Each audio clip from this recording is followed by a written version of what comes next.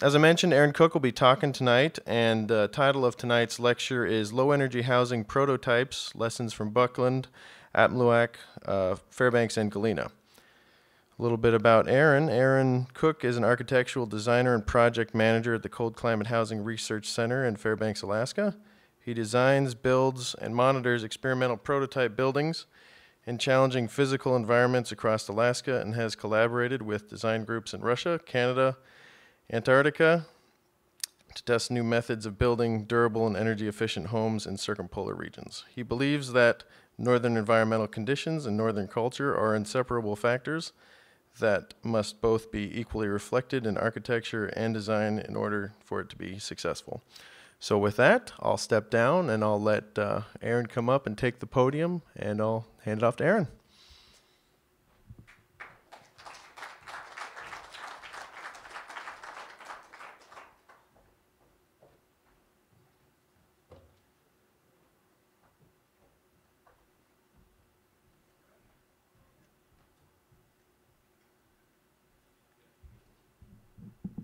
Thanks, Max. My name's Aaron Cooke, and I work at the Cold Climate Housing Research Center here in Fairbanks. And we're your friendly neighborhood cutting-edge building science research center.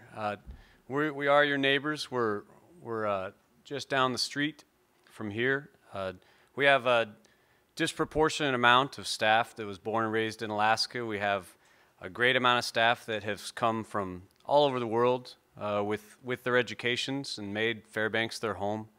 We have staff that's family's been here for thousands of years, and at least one or two staff that are only hanging on until their spouse sells the dogs and finally lets them move south. And between all of us, we kind of try and solve the same problems. And the problems that we're trying to solve are significant, and they have to do with housing in the north. One of the things that's difficult to do is say what sustainable housing looks like, especially in a place like Alaska that's so large, that has so many different types of physical environments, and especially amongst Fairbanksans, where we have a large amount of people that build their own houses, that live in owner-built structures. And so even though it's kind of my job at the research center, I'm a small part of a big group of people that works on these problems. My particular slice of the pie is to build and test prototype homes. And sometimes they end up looking like this, sometimes they end up looking a little different, but I find that it's very difficult to get any two people to agree on what sustainable housing looks like. You can usually get them to agree, however, on what it doesn't look like, or what unsustainable housing looks like. And we see so much of that in Alaska. On the left there, we got a fuel tank farm. That's present in just about every community I've been to off the road system, where basically what we're doing is we're trying to bring in fuel to heat our houses, basically petroleum products. We bring them in while the ocean is still out, and then we hope that after the ice comes in that we've saved enough. And if we run out, we've got to find some other way to fill those tanks. We also see a lot of pretty catastrophic building failures in Alaska. I grew up here in Anchorage, and basically we had the misfortune of getting really, really rich in the late 70s, early 80s, where energy was always going to be cheap, and it was always going to be easy to live here. And so now most of our housing stock is from that time period. And so we get a lot of building failures. And another thing that basically we deal with that we don't see in too many other parts of the country is logistical issues. Right now in rural Alaska, between 40 and 60% of all construction cost is attributed to logistics. So basically, how we get our materials to site, which is crazy if you think about it, 40 to 60%. Say you lived in Anchorage or Fairbanks, and you came up with a really great housing design that you liked, and you figured out how to build it for $200,000. Let's say then that you move for your job to Dillingham or Bethel or Barrow or someplace else. That exact same house is going to cost you $280,000 just because of shipping and logistics. And even though that is such a huge portion of what adds cost to buildings, it hasn't changed the way we design, which is another thing that is crazy.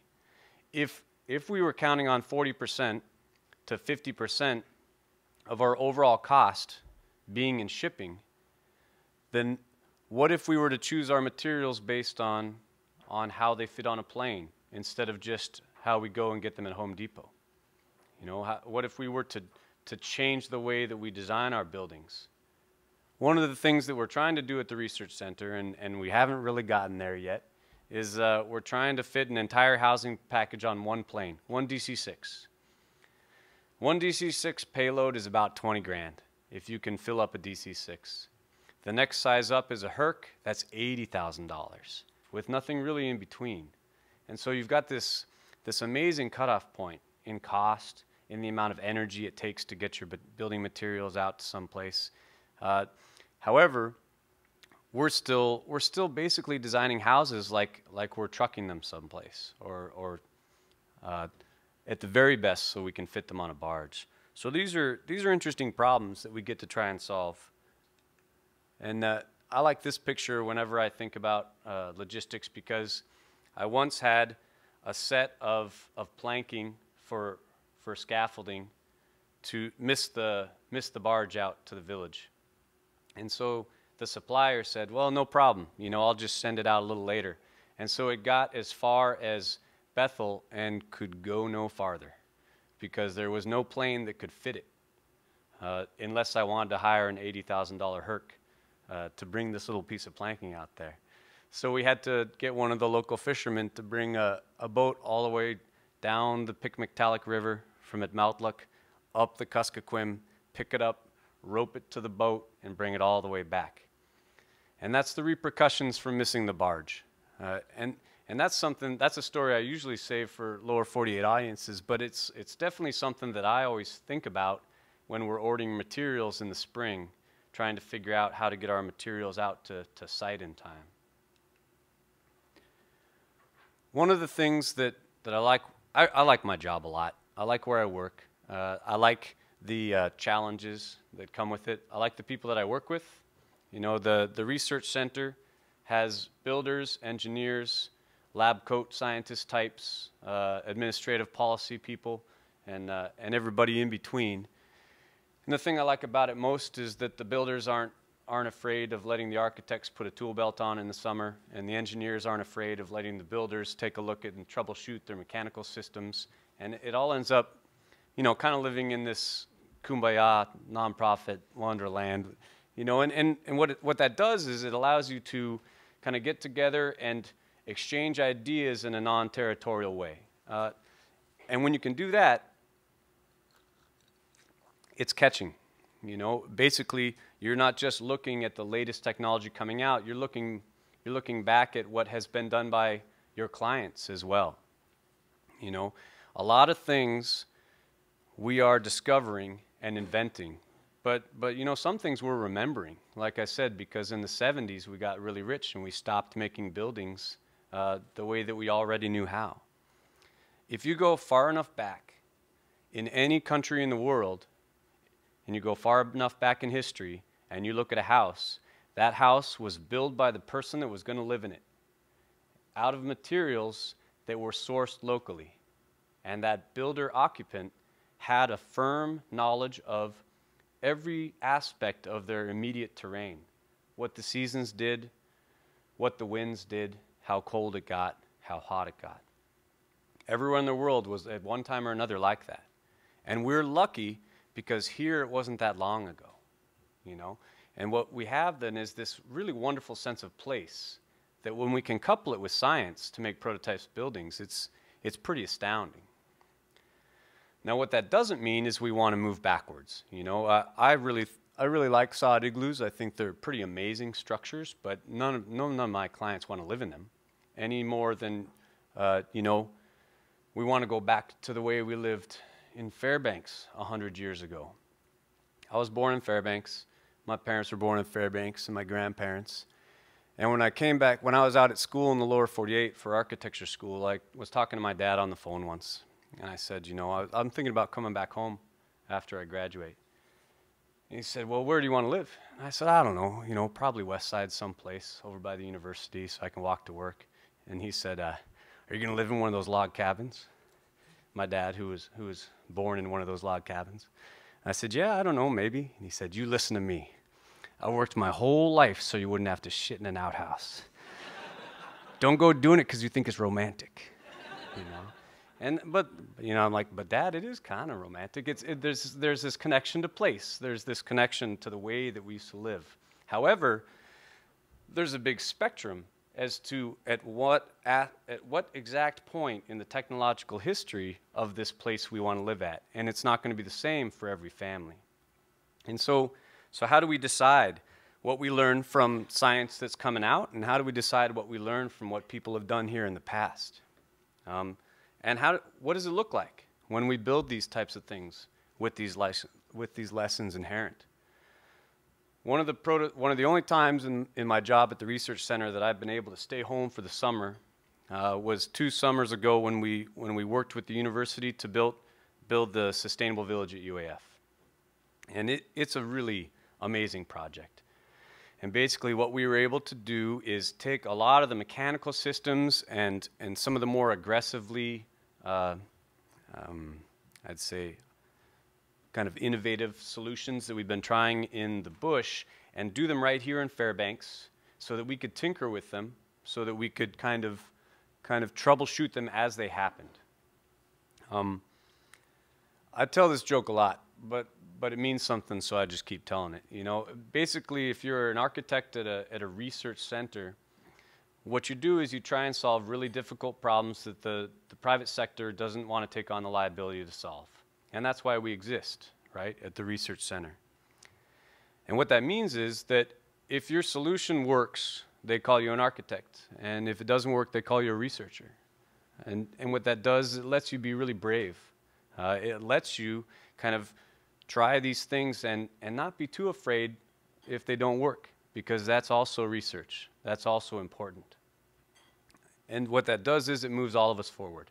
The builders, the architects, the engineers, the people that live here that aren't going anywhere. And so that's what the Sustainable Village is supposed to be. It's supposed to be a place where we test things with the university, with the building community, and then we decide if we like them. It's a great system.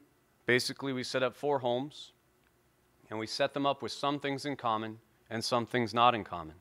And what that means is we can test certain aspects against each other directly.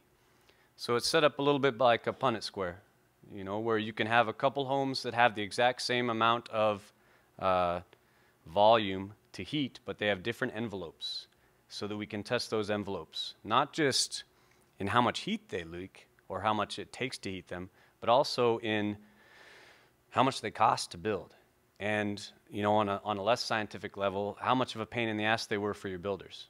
Do they like it? Are they interested in the process of building these different envelopes?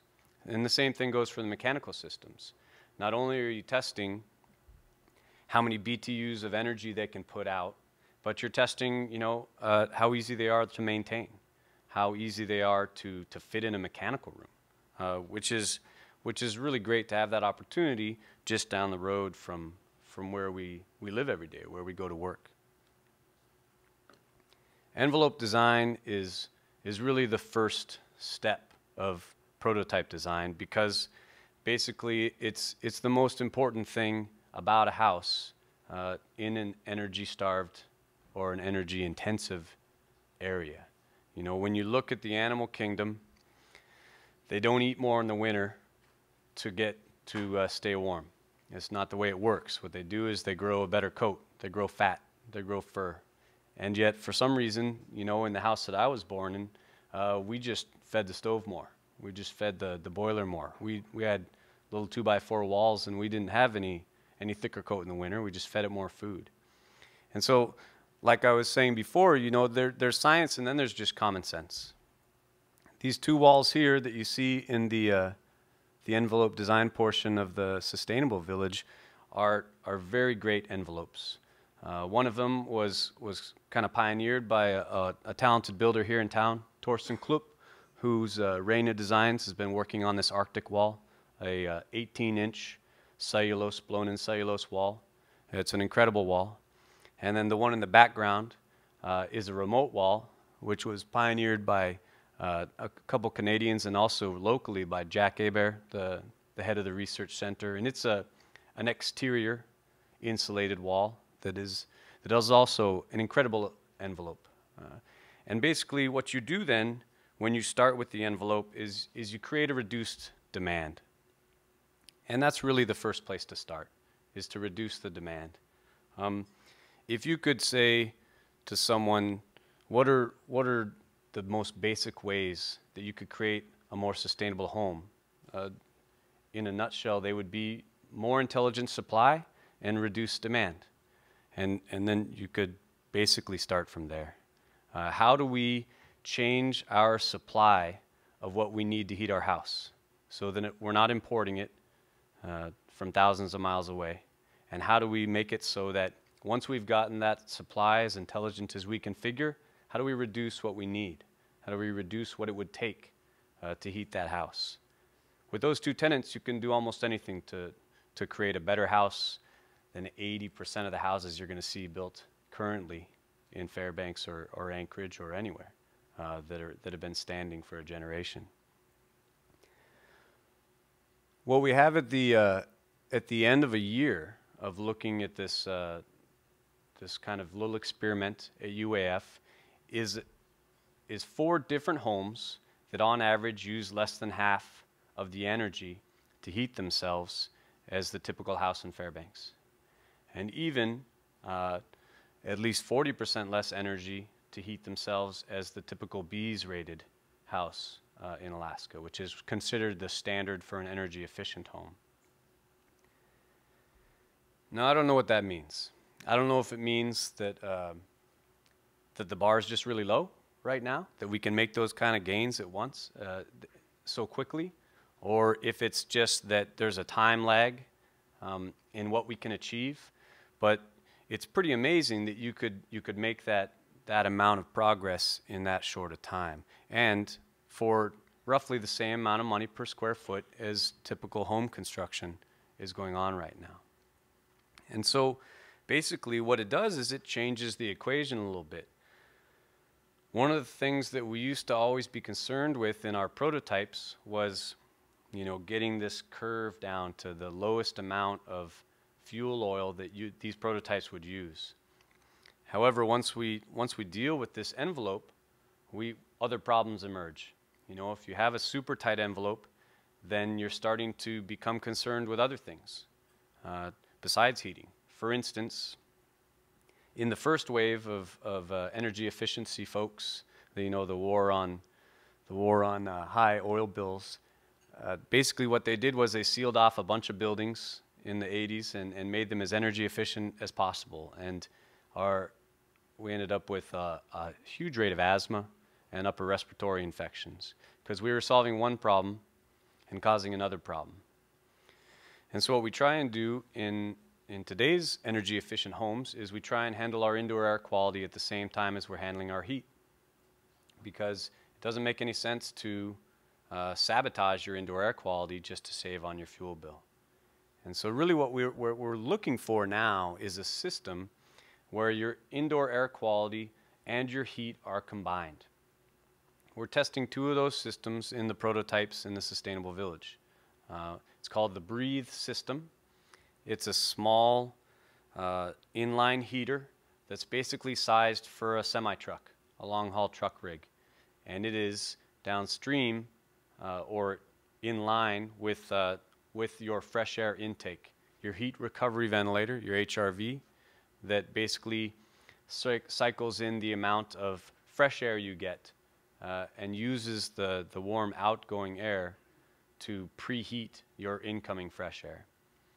And these systems hold some promise. They've got some bugs too, but basically what's important in this prototype design is what we're after. What problems are we trying to solve? We're trying to solve the problems of indoor air at the same time, indoor air quality at the same time as we're trying to solve the problem of how much it costs to heat our house. And when you do that, good things happen. when you look at the design problem. And basically, in the other prototype, what we're trying to do as well is use the sun to heat our floors. Alaska in the north is a really great place to test sustainable technologies. And I don't say that just because I live here. I say it because this is a really difficult place to test sustainable technologies. If you can make solar work in the desert, then that's, in Arizona, that's pretty cool. But if you can make it work here, you can make it work anywhere. And so this is a really wonderful testing ground. It's a great place to test these technologies. And we have a lot of fun doing it. And so what we do in the other two sustainable village homes is we basically try and marry our primary heating appliance to the sun, so that anytime the sun could be doing the work, the heating appliance isn't doing any work. We're testing an oil-fired one and a propane-fired one, and basically the way it works is, say you've got a propane boiler, and the sun comes out and it can create enough energy to heat your in-floor slab, then your propane boiler is smart enough to know it can turn off and let the sun do the work. That sounds really easy, but propane boilers and solar panels don't always play nice together. It takes some troubleshooting and some mechanical know-how. And that's again why it's kind of nice to, when you're worried about it, go downstairs and talk to the actual engineers that design the system. I think that really is what it takes to solve some of these problems, is a multidisciplinary approach where everybody lives together. And if something goes wrong, nobody gets to sue each other because you're all on the same team. And that does wonders for the problem-solving process. And so there's the energy usage for the first year. And there are two things basically that happened when this first year data comes out. First, everybody, we all pat ourselves on the back because it's really awesome, and we used half the energy of a regular house, and it's great, and we pop a beer, and then we look back at our models, and these houses used more energy than our computer told us they would. So we're kind of managing these expectations at the same time as we're trying to move forward. What would cause that? The inner nerd in you wants to know, how come my computer was under if my model was under? If basically it's still good news. And these are the things, this kind of tweaking, what is it? What is it that causes these things? And generally it's human behavior, which is something that we'll address as well. One of the things that we studied in these really tight homes is the indoor air quality. And basically what we did is we tried to use different types of strategies for handling the indoor air quality. In one of the houses, we have an ERV. An ERV is like a typical heat recovery ventilator that tries to pre-warm the air as it comes in, but it also tries to handle humidity. ERVs have had a really bad name in the north for a long time because when they try and handle humidity, a lot of times they put that humidity in a place where it can get frozen. And so in the early ERVs we'd have, which were designed in Florida and warm places, we'd get frozen cores whenever we tried to handle our humidity. And so what we're doing here is we're seeing if some of the new ERVs on the market that are being marketed to cold, dry places, see if they can work. And this is great research because it's right next door. Again, if the core freezes and there's a problem, then our engineer isn't on the plane to someplace far, far from his wife to go try and unfreeze the core. He walks down the street and he takes a look at it. And this is great to have this resource. And this is also a public report that you're welcome to check out on the website. Additionally, we're also looking at how the building meets the ground. Another joke that I hear every time I go to the village is someone will say, we used to build our houses in the ground where it was warm and bury our dead up in the air. And then we were told that was uncivilized. So now we bury our dead in the ground and we live up on stilts in the wind. And we've been cold ever since. And I've heard that joke like, I don't know, every village I go to. And so there's basically this kind of, there's this living memory of what it was like to live down closer out of the wind. And that was pretty cool because you moved out of your house and break up, and it flooded, and you'd go somewhere else. So one of the things we're trying to do is figure out how do we build a house on the ground, on permafrost, that doesn't flood in the spring, that doesn't sink down in the muck, that doesn't basically do all the things that we're scared to death our house is going to do if we build it on the ground. One of the things that we're able to test in the Sustainable Village is we're able to build 2 of the houses on the ground, on grade, on a super insulated raft foundation, and then test what happens.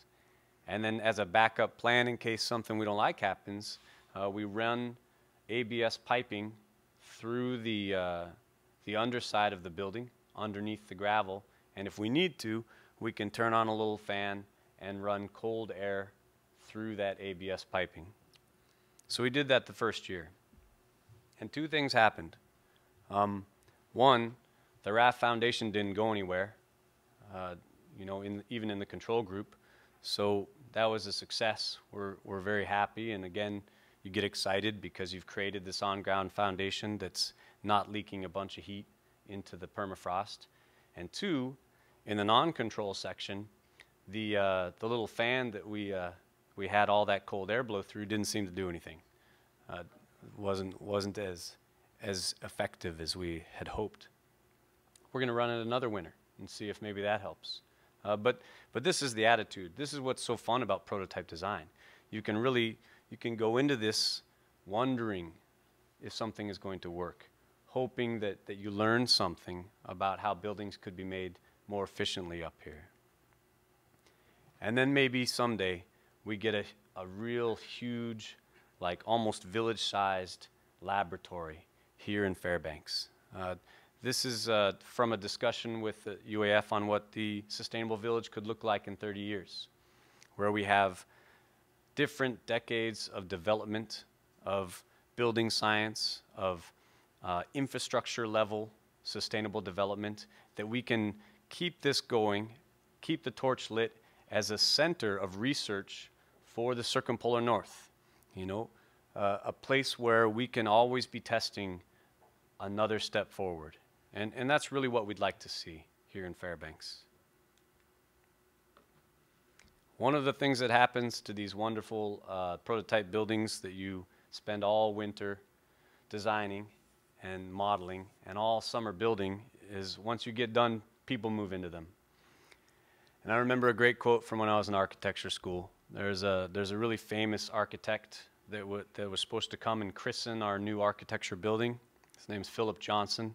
And he came and was hobnobbing with our dean at this wonderful new building we were about to move into for our architecture program. And one of the things he said is, you should photograph this building immediately because all these college kids are just going to screw it up. They're just going to trash it, And I remember that being just the worst thing to say, because buildings are for people. That's what they're for. That's why we care whether they live or die. That's why we care whether they fail, because they're for us. We live in them. And so we forget the human element at our peril, And so I think that's another thing that's so wonderful about working on prototype design in Fairbanks is we have this wonderful university here, the best university in the state, and we can have students live in them and work as researchers, and not just, collect data but also have their lives changed by what it feels like to live within a sustainably designed building. And that's really important. That's something that we could strive for, is to have our buildings affect the people that live inside them in a positive way. One of the things about human behavior that is wonderful is it's impossible to predict. It's just it's incredibly difficult. On the right is a toy car and a toilet. And basically, we spent a year working with a toilet manufacturer developing this amazing toilet. It's just the coolest toilet in the world.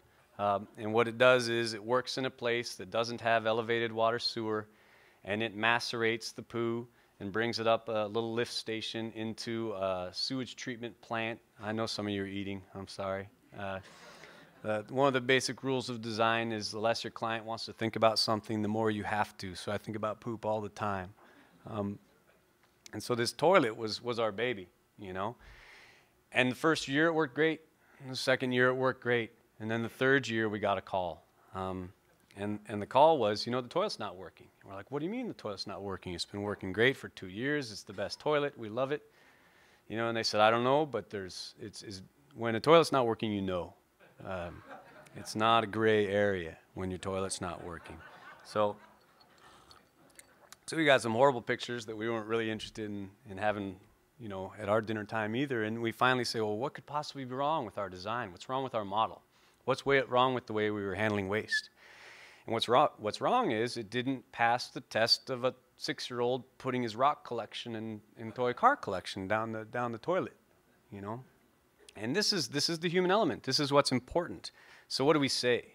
Do we say, and this is difficult territory in architecture, do we say, well, you know, it's the 5-year-old's fault, you know? Obviously, don't let your 5-year-old keep his rock collection in the toilet. And this kind of reminds me of something that I encountered when I first started practicing architecture in the bush.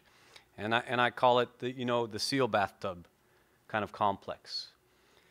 In Canada, there was this very famous study where they would visit people's homes in northern Canada and notice that there was a very unsanitary situation occurring in the toilets.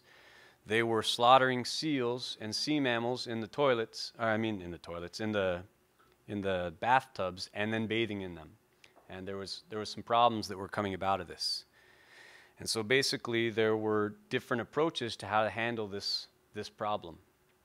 And they basically typify what I think the design approach is. You basically, if someone is getting sick because they're slaughtering seals in their bathtub and then bathing in them, you only have 3 things that you can do as a designer. You can scold them and say, well, it's all about education, stop slaughtering seals in your bathtubs. Or you can create a bathtub that can handle marine mammal waste and be cleaned so that you can take in a bath in it afterwards. Or you can create a place in the house that is designated for slaughtering seals and a separate place in the house that is designed for bathing. And if you're a designer, those are your only 3 options. And the first one sucks. You can't say, don't do that. That's, you know, it's like telling a 5-year-old not to put his rock in the toilet.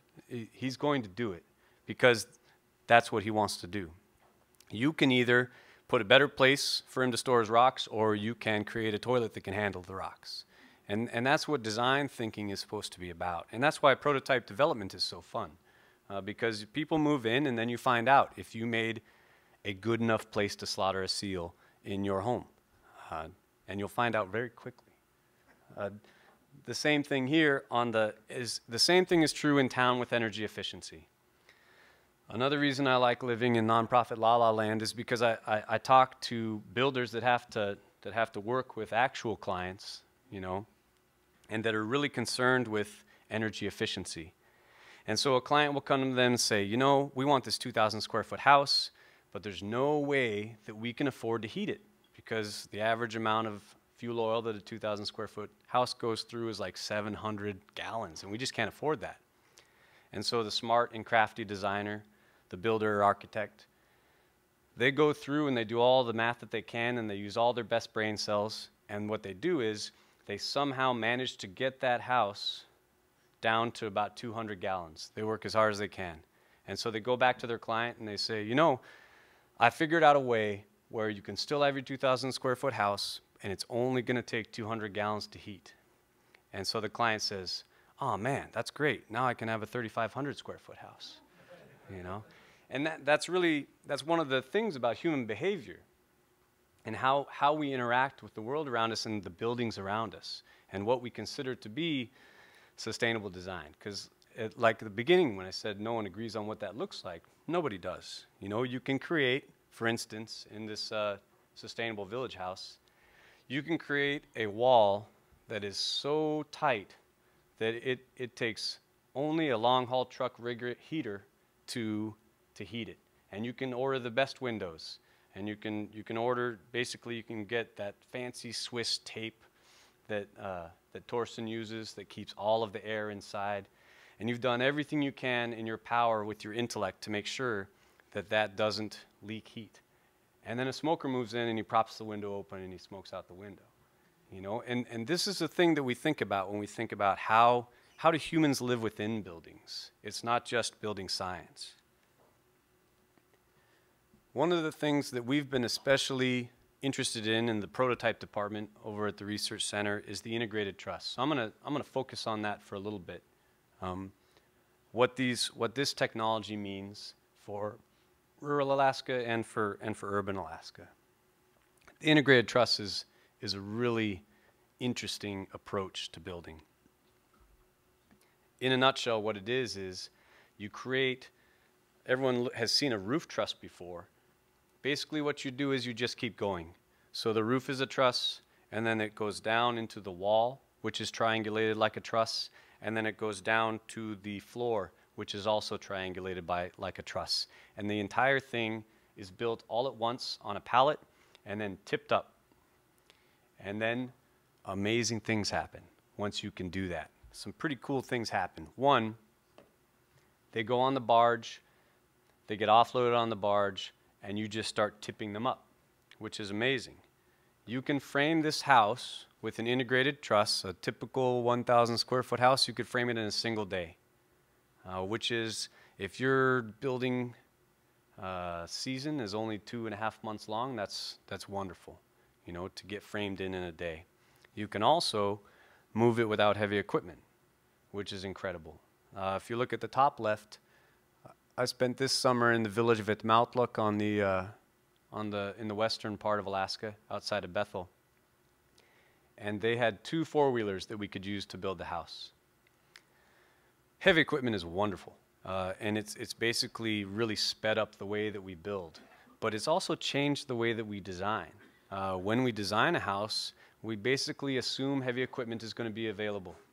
That's because it almost always is. And then we go out to some place like Atmautluak and it's not, and suddenly a really simple house became a really, really big pain in the butt.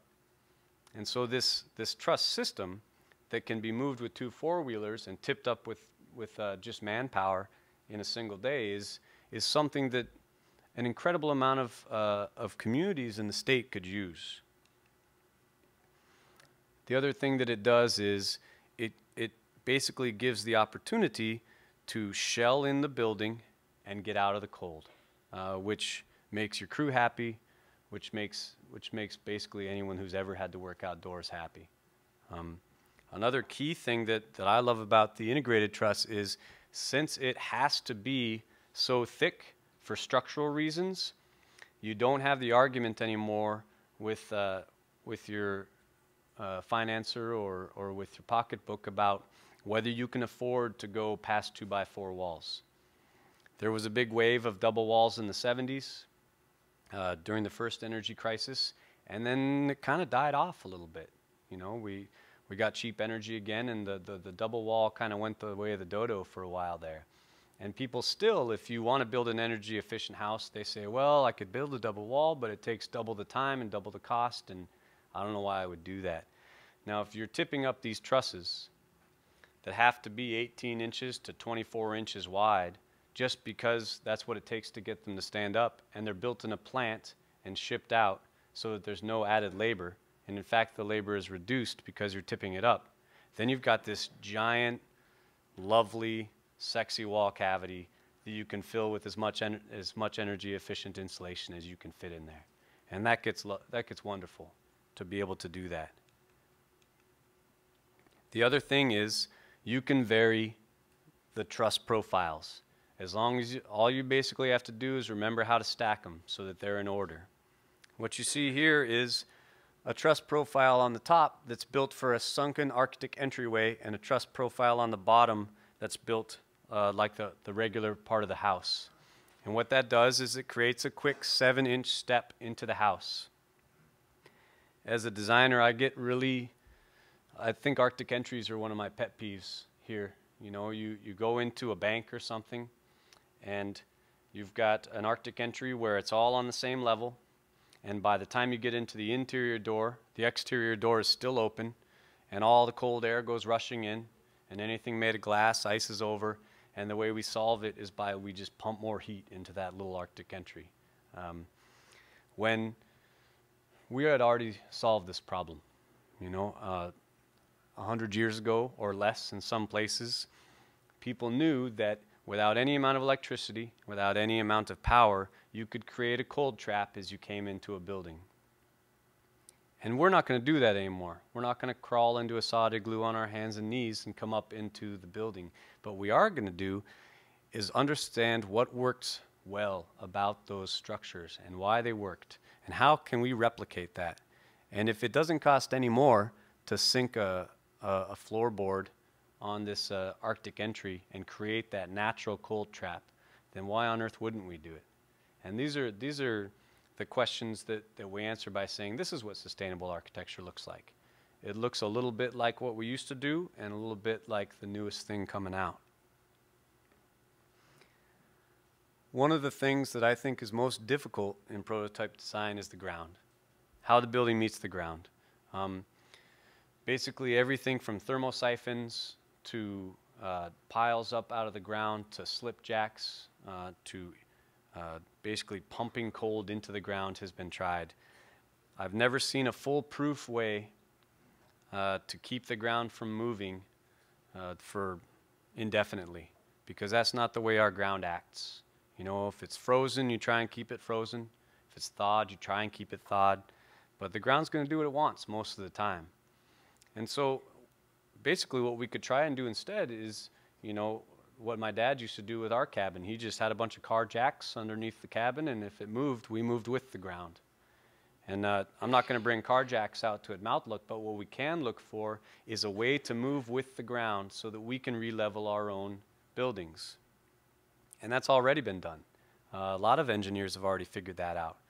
And so what happens after that is we say, well, okay, if we can do it, can we do it without heavy equipment? Can we do it with a wrench? Can we do it ourselves? And so we tested something like that in Atmautluak. How can we create a simple bracket design that the occupants themselves can re-level without having to pay a contractor to come in, without having to get a grant, without having to hope that some squirt boom or other piece of equipment comes to the village for a different job that they can borrow for a day. And so this is the bracket design that we're working on. And the ground hasn't moved on this house yet, so we haven't got to test it, but I suspect it will. That's what Alaska has taught me. On a long enough timeline, we'll get to see what we can do when the ground moves. The other reason I like these pictures is because these guys that are in the pictures, they're the homeowners. And sometimes sustainable design is not really about building science. When we go back to what we were talking about earlier, when there was a time when everyone built their own house. And actually, I think in Fairbanks, in this audience, there's probably a disproportionate amount of people that live in a house they built, because that's just the kind of the character that we have in Fairbanks. That is something that's less common than it used to be. And one of the things that we try and do with prototype design, and sometimes it works and sometimes it doesn't, is we get the tribe or the corporation or the client ahead of time to commit to hiring at least one family member that was going to live in the house to build the house. Then when the house is done, they know everything about it, and they've got pride built into it. So if in 10 years the ground moves, if the owner was the guy that set the house in the first place, they're going to remember how to move it back.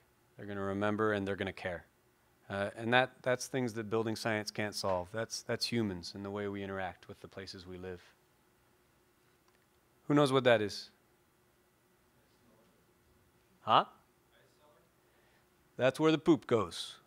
That's a honey bucket depository. That's where, if you live in the village and you are the unlucky, maybe you're the runt of the litter, or the youngest kid, you take the bucket out of the bathroom and you walk it in the rain or on the ice over to this station, and then you lift it up like when you're a kid trying to lift up the milk jug, and you dump it into this place.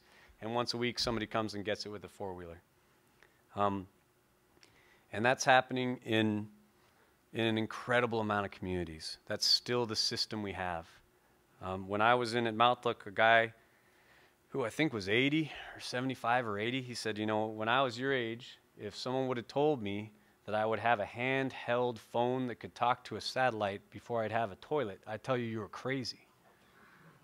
But that's the world we're living in right now. And it's not because we don't want everyone to have water and sewer. It's because water and sewer is difficult on permafrost. It's difficult and expensive. And the alternative is this. This is Point Lay, and this is the sewer line running to the old military waste treatment plant a mile from the village. And just think of how much heat tape that takes to keep that poop from freezing in the middle of the winter on its way to its end user group. And this is what we do if we don't have a honey bucket station. If we don't have a bucket, we say we structure our grid so for the next 2 generations, our children will be forced to locate their homes based entirely on where they can defecate. And I agree with this person. I think as humans we're capable of more of that. One of the things that we shouldn't have to choose between is a multi-billion-dollar water sewer system that we can't maintain and a bucket. There's got to be something between those 2 choices. And that's where prototype design gets fun because we're trying to figure out that middle ground. And one of the things that we're testing right now that we're just now kind of getting our first reports back is basically a separating toilet. So this is a toilet, but it doesn't connect to anything. It's also just got a bucket in there. However, if you look here, it's got a way of separating the solids from the liquids. It means the boys have to sit. But besides that, what it also means is that a little fan dries the solids and makes them much less of a health risk to that little kid that has to bring the bucket out to the honey bucket designated spot. They're even made so that you can burn it in the wood stove if you want.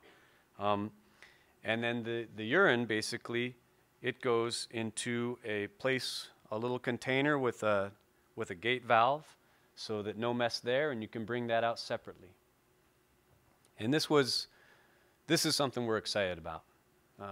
And there's other things that you have to figure out, like what happens to the odor. If the fan comes up here and goes out here, and here's your HRV, when it goes into recirc mode to save you energy, how do you not make your house smell like poop? This is not a small thing. You know, it takes dampers, it takes booster fans, and a bit of engineering. And one problem leads to another. But these are good problems because they're important. They're important for us to try and solve. And these are things that I think, you know, you could test here in Fairbanks. You'd have a willing audience. My dad, you know, that wouldn't want to go out to the outhouse, would want to be in the warm. And so these are things that we can test. Everybody knows what the thing on the right is. It's a Toyo. And I'm going to assume that everybody knows what the thing on the top is. What's that? Does anybody know? That's an HRV. Most Fairbanks are pretty savvy about HRVs. They warm your incoming air. What's on the bottom? Does anybody know? It's kind of dark there. It's a battery backup system. And what it does is, you see, unlike Fairbanks, Atmautluak is prone to power outages. And so basically the people in Atmautluak, they said they wanted a way to keep their house from freezing up if, say, the power went out for 48 hours. And so we're testing a battery backup out there. And it's on a circuit that only goes to that Toyo. So basically, if power goes out, you don't get to plug in your Xbox or anything else to the battery backup. It just keeps you heated. And it was a little pricey, and we're not sure if we like it, but it's something that's worth testing, right? Because basically, I know that it's all fresh in our minds right now, what happens to your home when the power goes out. But 2 years ago, when we were thinking of this, St. Lawrence Island had a huge power outage for a week, and they had to send like 40 plumbers out there to these 2 villages of 800 people, and it was just millions of dollars worth of damage.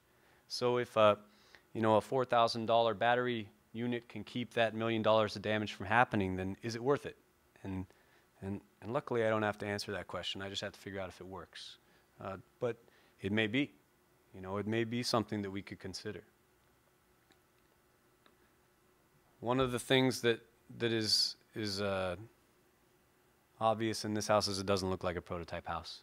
It looks like a regular house. But there's basically a prototype house doesn't have to be an earth-bermed adobe structure. It doesn't have to be an octagon. It just has to be a house that moves building and design forward in some way and addresses things that aren't currently being addressed properly. So if it can move with the land, then that's important. If it has a place designated to store rainwater so that you don't have to store it in the tub, it's a place that's designed for it, or for melting ice in the winter, then it suits the people that live there. Additionally, if it doesn't have hallways out there, most of the people that we talk to in the bush, they say they don't like hallways. When we design houses for people here in town or for a Western audience, and a visitor comes over, you hang out in the kitchen, you hang out in the parlor, in the living room. If you have to go look for the bathroom, you have a general idea of where you're not supposed to go, down the hallway towards the different bedrooms. There's layers of privacy.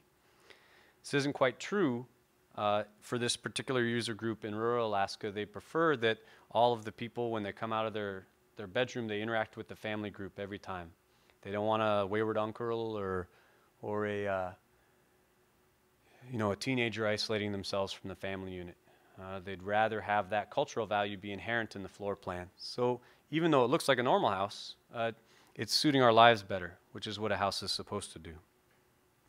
And if we can get to the point where we've designed something that is easy to be built, and if we get to the point where we're happy that it can be built affordably, and then we get to the point where we've got a workforce that is fairly confident that they can build it quickly, and then we get to the point where it has a floor plan and suits the needs of the people that live there, then we start going further back and we say, how can we get these so they're not manufactured? How can we run ourselves out of business?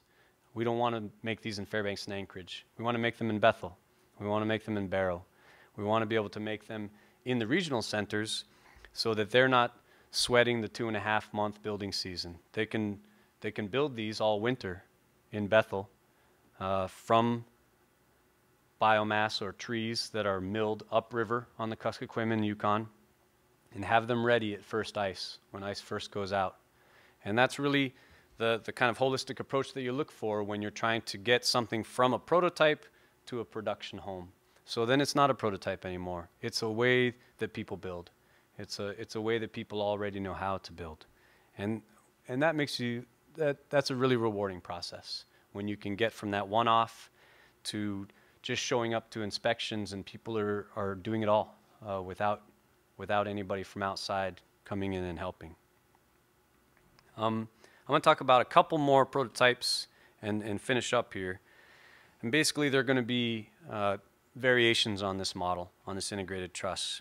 A while back, we did a house in Quinhagak. It was an octagonal house, and basically we were trying to solve a couple different things, but one of them was snow drifting. You can see you can make a house use a lot less diesel or fuel oil, but if you have to use a bunch of diesel to dig it out every winter, then you're still using diesel you don't want to use.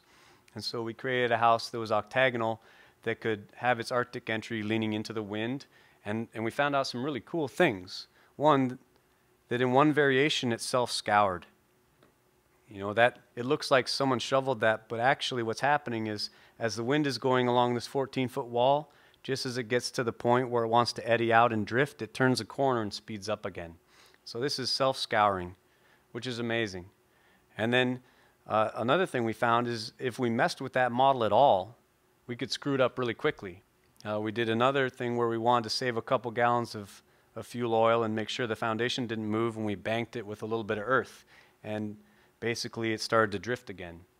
So you feel like this great discoverer, you feel like, oh man, this is amazing, and you're doing the calculations and saying this is the surface area to volume ratio, and this is the geometry is affecting this in such a wonderful things. I'm going to publish a white paper on this, and then at a community meeting someone says like, yeah, that's why we always made our houses that way, that we know that works. And so these things that you think sometimes you're discovering, sometimes we're just rediscovering, and that's why that prototype design it's important to do it out in places where people are in touch with their physical environment and can contribute to building science. If we wanted to, if we were in a really windy area, we thought to ourselves, we could probably make the integrated truss do something like this. We could probably make it hunker down out of the wind a little better. How could we do that? And so then we came up with this building, the Buckland prototype. And so what we basically tried to do, if you look at it, is we still pre-built those trusses, but we built them in pairs and then we mirrored them. So you've got the red ones on the end opposite, and then the orange ones, and then the yellow ones. And it creates this, I think, beautiful shape, but it also creates a shape that's not a sail up in the wind. And that's an interesting take on this, because it's hard to frame out an octagon. It's like, going in a circle making bay windows. It takes skilled labor, it takes a lot of time. But if you've got these trusses, and all you have to do is stack them in the right order and put them up, and you can still get out of the wind, and you can still keep your house from being drifted in instead of just a big, giant rectangle, then maybe that's worth pursuing. And so we pursued it. We built one out in Buckland. It's finished. This is the first winter that they're living in, the unit. And it creates, what you find is you create all these new opportunities. If you change the shape of anything on the exterior, you start working on the interior and you find out you got different conditions than you used to have. You've got these really wonderful spaces with a lot of light in a light-starved place. Buckland is up by Kotzebue. And you may have other implications that you hadn't thought of, like your crew's calling you a jerk because you're putting them on taller scaffolding than they want to be at. And so you're taking this team that they're handling all aspects of the design, and you're kind of going through this first iteration under a microscope where everyone can see you and saying, all right, this worked wonderfully. I think this has potential. And this, man, we're going to have to change this if this is ever going to be any more than a one-off. And it's so fun. And you can do that all the way down to the mechanical systems level. One of the things that happens when you start getting really, really energy efficient buildings is what becomes difficult changes. Heating the house is not that difficult anymore. What you're finding is you're having problems with, or not problems, but you're using most of your heat for hot water because people are still going to need hot water, and your envelope isn't affecting how much hot water you need. Humans affect how much hot water you need, how much you shower, how much you cook, things like that. And so you can't solve that with the envelope. You solve that with mechanical equipment. And those are great experiments too. One of the things that we were able to do in the Buckland house here is we were able to try something that's been on our minds for a long time. How do we, from one boiler, control the warmth of the air coming into your house, the warmth of the water that you use, and still do it in a way that you're getting enough fresh air to breathe properly when you're not going outside a lot and you really don't want to be getting cold air coming in the house. This is a difficult problem, and it's one we're still working on. But basically what we do is from this single boiler, we're running hot water, 140 degrees, and it's coming out, and it's going through a coil just as part of our HRV system, our heat recovery system, and then that's blowing over the coil. And we hope we find a way to deliver warm air with the same energy, with the same oil or whatever we're using as we're heating our water with. And if we can get a line on that, that's going to be amazing, because then that's one less piece of equipment in your house. That's one less thing you got to feed with oil. It's making a house simpler in a way that means something to people that are paying real bills and using real amounts of water. And the last thing I'm going to talk about tonight is our neighbors to the northwest, Galena, that had just a devastating flood this last breakup. Ice jam, I'm sure most of you are aware, affected 90% of the homes in the community. And I know that, sometimes I get all depressed because I read too many of the commentary articles after the News Miner, and I feel like people don't care about rural Alaska or aren't aware of what's happening to our neighbors out there. But disaster response is something I think that we can all kind of get behind, because between Anchorage, Fairbanks, and Juneau, 85% of the state population lives on a fault line, a flood zone, or an avalanche path.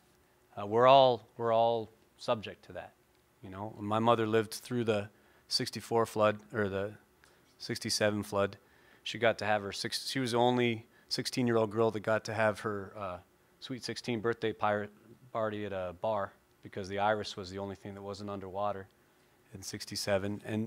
And Anchorage, again, has had disaster. It's not a rural problem. It's something that we all face here. This is a harsh land, and if you're out of a house a little bit before the snow comes, you're worried. And so basically, how do we solve these problems when everybody's house is a unique little snowflake that's different? Because FEMA and the Department of Homeland Security, they don't give you all the same house. They give you more or less what you had before in terms of square footage. So if me with my 1,000 square foot house and my neighbor with their 3,000 square foot house lose our houses, I'm supposed to get a 1,000 square foot house back, or at least a little bit of something towards it, and then I fund the rest. And they're supposed to try and get their 3,000 square foot house back. How do we do that with ATCO trailers? There's no way to do that. And so we think there's potential for this truss, because what we could do then is we could send out a highly modular system, a highly standardized system, and make different types of houses just by extruding the trusses further along, and creating different floor plans for people with families, for people living by themselves, for larger floor plans, just by using the same technology. And so in Galena, which is trying to, there's one house currently under construction, that we're working with, and then a couple other people that are working on their own houses that aren't waiting for FEMA or anybody. And then next summer in earnest, the whole community gets to work again, and they're trying to build 20 or so. And they're all different. And they all need to be warm, and they all need to be a lot higher off the ground than they used to be. And so really what we try and do is we try and be a resource to people that are solving these problems not only at the level of their family, but at the level of the state. And so we work in cooperation with the State Department of Homeland Security, which sounds like a really intimidating name, but it's just the state FEMA. And basically we help them make decisions on how to replace housing in a way that's going to last. So basically they have kind of a template.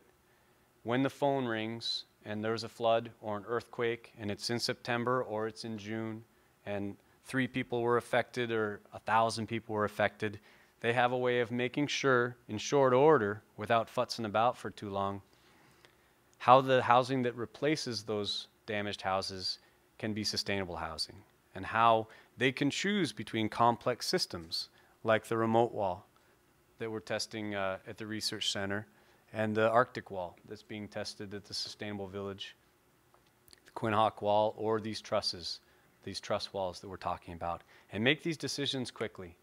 Make these decisions while people are still recovering, because that's really, speed is the key when it comes to that, which is why so often we have homes that are not built that well to replace homes that were damaged, because we're just in such a hurry that we don't make the decisions that we should be making.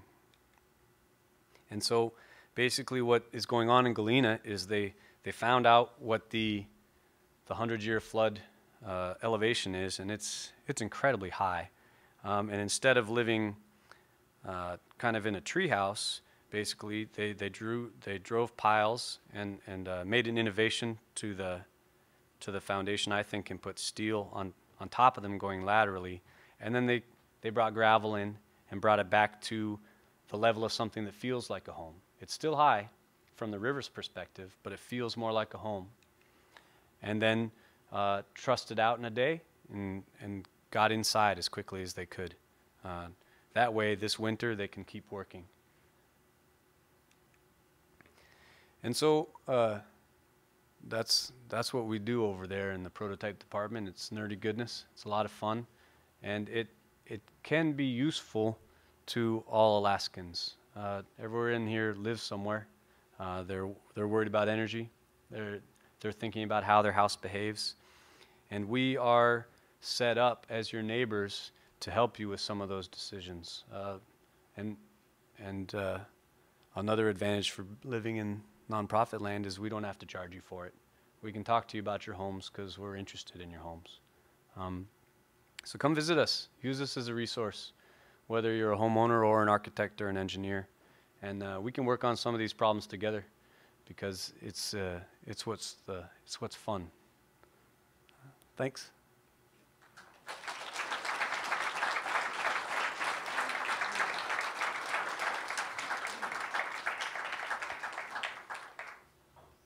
If anybody has any questions about the prototypes that are currently being built or about a building in the north, I'd be happy to try and answer them. And if I don't know how, I'm lucky that some of the engineering staff and building staff and other people from CCHRC are here. So between us, we ought to be able to at least give you something.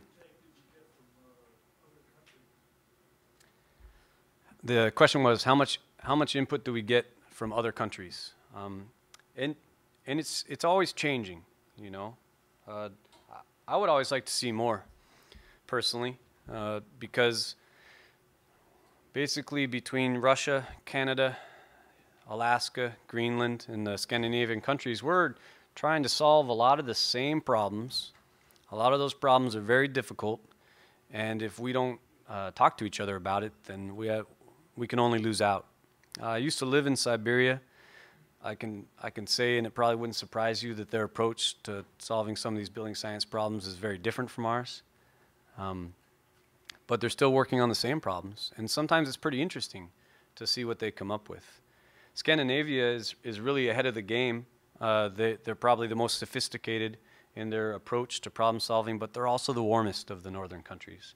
They have trees almost all the way to the top coast, you know, way past the Arctic Circle. They don't deal with as much permafrost, so they're sophisticated, but some of it transfers, some of it doesn't. For a long time, we looked east for our answers. We looked to Canada. But I think today, you know, with the direction that the university is going, with some of the things that we've been able to do, that there's a lot more even exchange of ideas, and that's pretty exciting.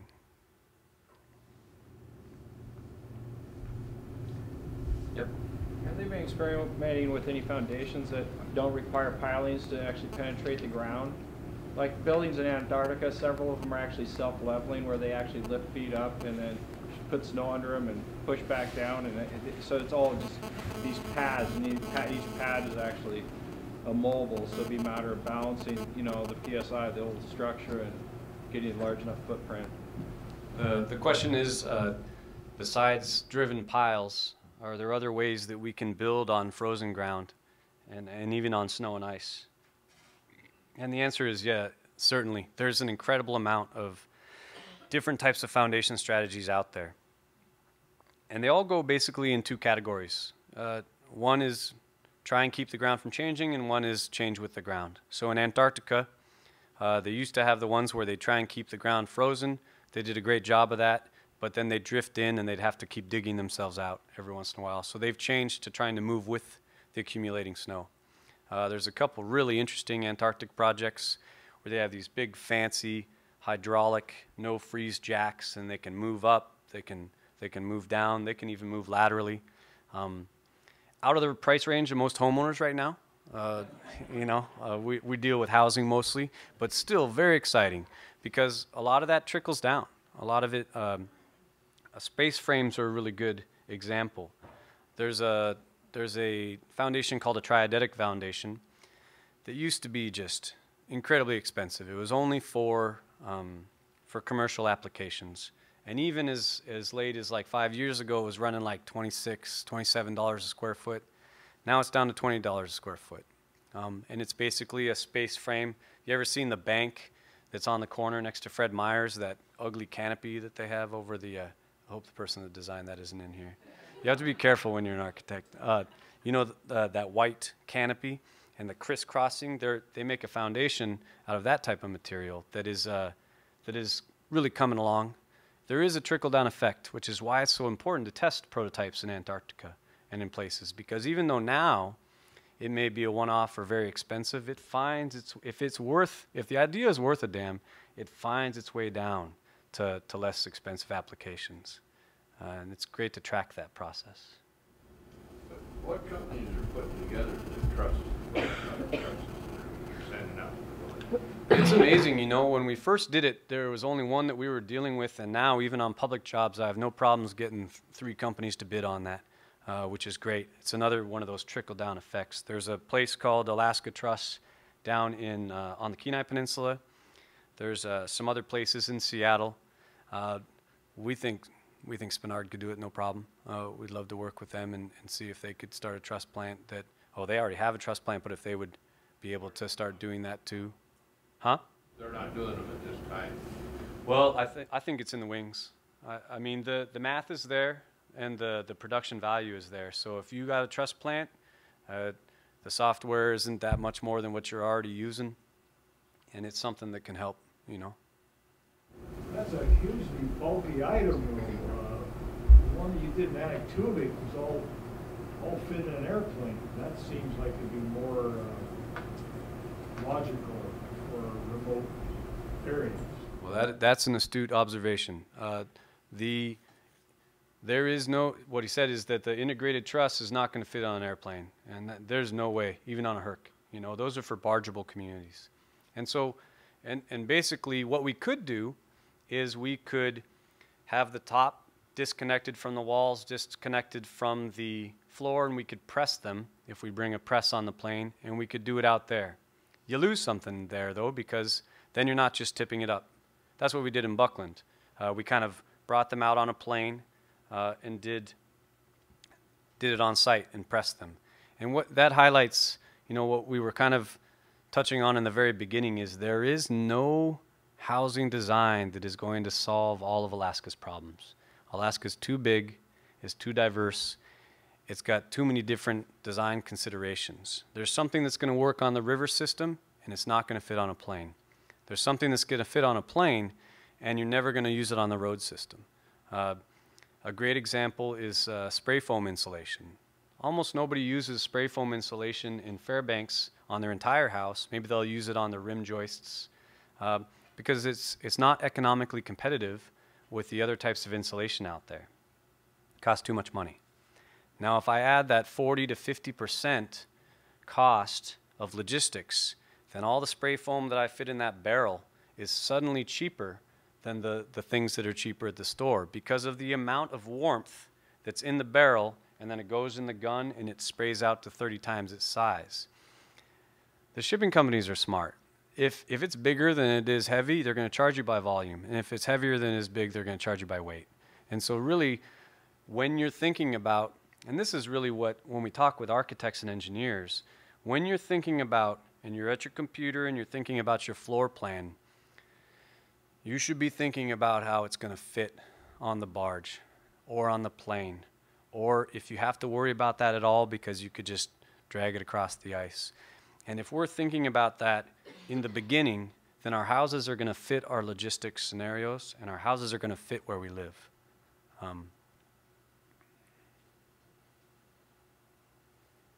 Yes? So you mentioned the indoor air quality problems that we're familiar with in Fairbanks when we started tightening up our envelope, but we hadn't caught on to HRVs yet and the need for ventilation. And that problem's really gotten worse with the toxicity of our building environment, just heavier contaminant loads. And we're starting to catch on to that, I think, with better materials. But what I think we're not kind of tuned into yet is the low relative humidity and the problems that creates, respiratory illness, and a lot of just discomfort with, and it's really hard to manage that when you're bringing cold air inside and you're heating up. And I was wondering if that's something you guys are looking at with the breathe system. So, you know, coupling with an ERV, or if there's any way that we can get, you know, into that optimal 40 to 50% RH for human health, as long as we have a good enough envelope that can handle that interior RH. Humidity is a big thing. I was at a community meeting with all the undergrads that live in the Sustainable Village, and it was such a cool moment, you know, because basically there's 4 groups of people living in these experimental homes, and they're trying to save on their energy, and they're tracking their own energy, and they're doing all these things. And they're still getting kind of like rewards in a way for the way that they do it, you know, as these half researchers, half lab rats type of setup. So I'm going there, and I'm at the meeting with everybody, and I'm saying, so do you understand the mechanical equipment? Yes, everybody's read the literature. They're really involved, you know. And they said, well, you should stay after the meeting. We're having a little party. So I stayed, and they said, well, so we tracked all of our energy usage in the 4 sustainable village homes. And of the 4 homes, the boys in the Southwest unit used the least energy in relation to the last month, you know. And so the boys are strutting around because they get a free pizza party, you know. It's a college setting, so they save more energy than everybody else. They get a free pizza party. And I'm impressed at the level of involvement. You know, this is amazing. You know, when I was 18 to 23, I wasn't even here. I lived in the lower 48 for college and didn't think about that at all. So I'm super excited. And then, so the boys are saying what they'd like on their pizza, and then the RA, he brings out the next study, which is on indoor air quality. And lo and behold, the boys had the worst indoor air quality, you know. So instead of pizza, they're getting everybody, you know, insulting him and say, ooh, you don't know what the hell you're doing. You don't know how to heat your house, you know. And it's nerdy goodness, you know. It's amazing. And so then the girls are saying, well, you know, the girls in the northeast unit, they are trying to find this line where, and they're the ones with the ERV, and they're saying, well, it's too dry. You know, our skin is always dry. And sure, we want to save, you know, we want to win the pizza party and get the most energy efficient home, but not if my skin feels like an alligator. I got to figure something out. So they've got a humidifier in there, you know, and the humidifier is using electricity, and it's doing things, and really, that is the best thing to see if you're a researcher in architecture with prototype buildings, is seeing your inhabitants, the residents, tinker with their equipment, you know. What I hate to see is someone comes in and says, you know, I've got problems with my air quality, and I'm not really sure how my humidity is doing, and you say, well, do you have an HRV? And they say, I don't know. I'm not certain. Where would it be? You know what? The first thing it takes in an environment like this is an educated, interested occupant. And Fairbanks has no shortage of those, but we can all be better about it, you know. And how do we handle humidity? That's hard here, you know, really hard. We have an ERV that we're testing in one of the northeast units. And we would love to get 40% humidity. I don't know if we're going to make it. You know, we'll see. The girls are humidifying now, so maybe that'll give us a boost. But basically, that's something that we shouldn't just leave it to the guys in lab coats to be testing that. The people that come home from work, and when you go to your home, you're basically researching how to make your home function as best as it can, you know. And if you figure out, Lyle, how to get 45% humidity when it's 50 below out, just give me a call. I'll buy you a beer. I missed the beginning. Did you report about your the success with the Atmautluak Pass house and that as a prototype? Is there anything interesting that you found out about that one? She asked about a former prototype that we did in the community of Atmautluak Pass. That was the first prototype we ever built at the research center. And basically, I think I don't know how to, I'll skip while we go. But it's basically on the north slope. It's in the mountains with the Nunavut people that live up there. And what they wanted to do was try this idea of getting back off of pilings and experiment with getting back on the ground. And the way that prototype was built was very different than some of the other prototypes I've shown you today. We put up the interior sheathing first, and then we sprayed 9 inches of foam insulation against the interior to create this dumpling-looking skin up here. Almost looks like adobe. So the entire thing is a coat with no studs that are touching the exterior of the building. So no thermal transfer. And that building's performing very well. The foundation, that floats on top of that permafrost has not moved on us. Now that foundation's on good gravels. You know, we could try and build it somewhere else. Like I wouldn't try and build it in Atmautluak because it would flood in the spring, or it would float off. Who knows? You know, we'd have to go anchor it somewhere. And so that kind of goes back to this home is performing wonderfully. It was built for significantly less than a typical house in the village, and it uses 80% less fuel to heat itself. So that's a huge gain, you know, and we've learned a lot about it. And basically what that does is, from going to a one-off in Anaktuvik Pass, it's kind of been modified, it's been changed a little bit, and it's been kind of taken up by the housing authority out of Barrow that runs the North Slope, and a later version of this prototype is being built in other places around the North Slope. And it's working pretty well. It fits that place. They have had squirrel issues. They have had squirrel issues? Yeah, they've had squirrels burrowing in. So like the ones in Acquisition have mesh put on the ground going like 10, 15 feet out away from the house, prevent the ground squirrels from burrowing into the house. That's the problem with having the warm house in the neighborhood, is all your visitors come over. Everybody wants to hang out at your place. Did they try to insulate underneath that? Or? Yeah, that's got 16 inches of foam that sits atop the tundra there. We scraped off all the organics, and then on top of the gravel, we spray that foam up. And so that also has a complete thermal break against the ground. Did they do any drilling to see what the moisture contents were in the lower soil? We were lucky because the North Slope keeps good records. They've got the bankroll to be able to have drill logs for their school and their public buildings in the area, so we have a pretty good idea of what's under the soil. Go out to a place in Atmautluak and you're not going to have any data. And so we were lucky on the North Slope to have that data.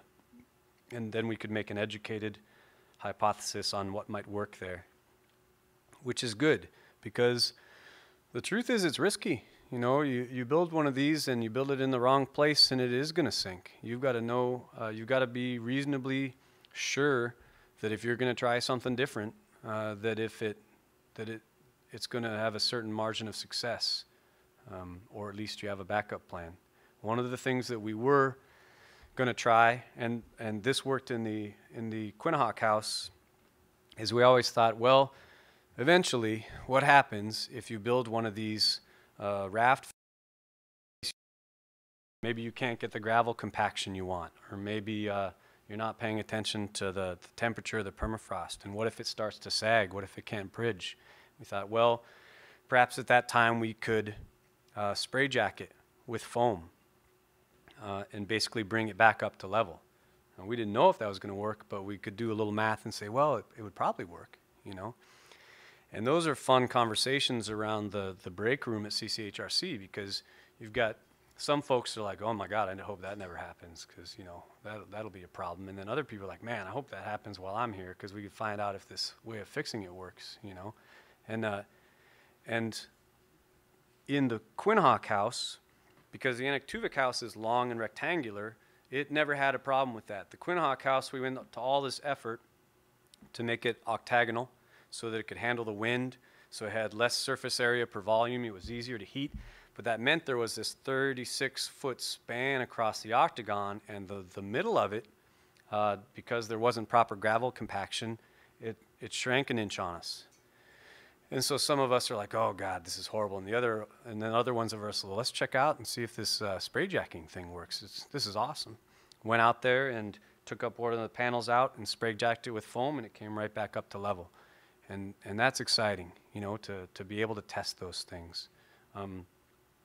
And as long as you can do it in a good enough timeline where the lady of the house that's agreed to be your in-house researcher isn't angry at you, then that's, everybody wins. Science wins, and the people in the house win.